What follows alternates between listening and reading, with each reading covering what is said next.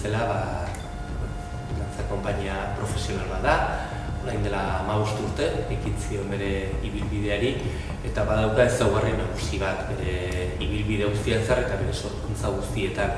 Eta da, sorkuntza garaikide bat sustatzen dugula, bultzatzen dugula, baina gure Euskal Herriko dantza zein kultura tradizionala abia puntua dela.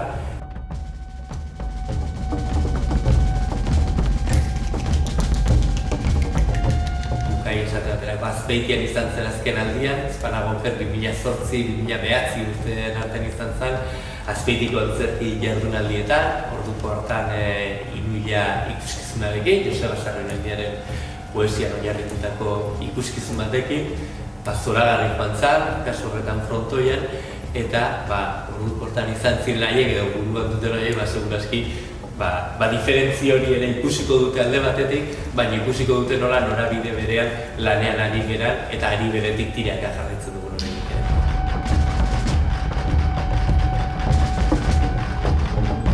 Uste dut Euskarak badituela esparru ezberdinak kontuan hartzekoak, eta bata zalantzarik gabe da bere edertasuna.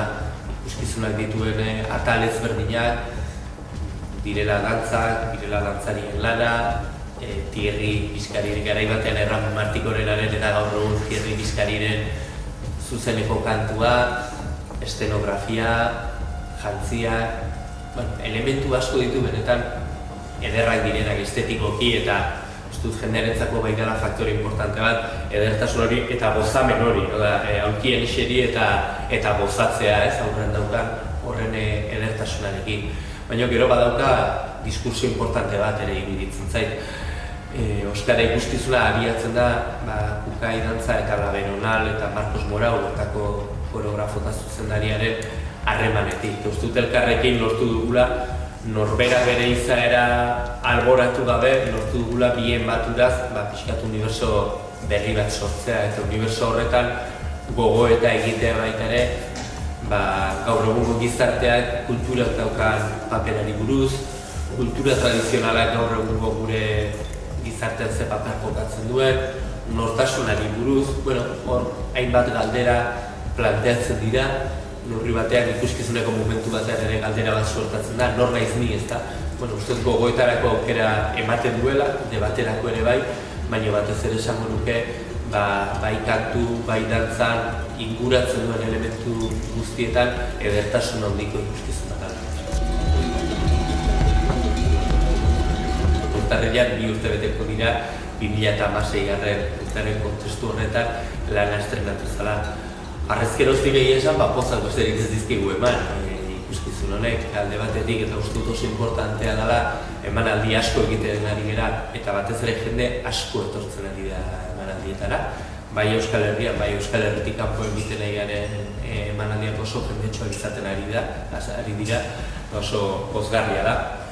Euskal Herrian antzoki askotan eman dugu eta ematen ari gara, datorren urtean ere hala izango da.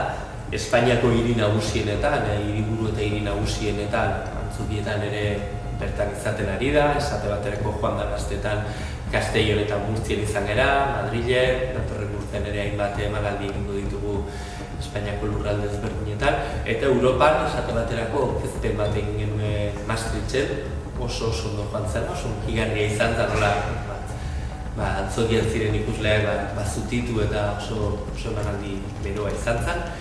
Eta gero da, sariei dagokionez ere, sari asko izan dituela, estrenatu eta berehala Hueskako antzerki eta dantzazokan dantza ikuskizun honenaren saria jaso zuen.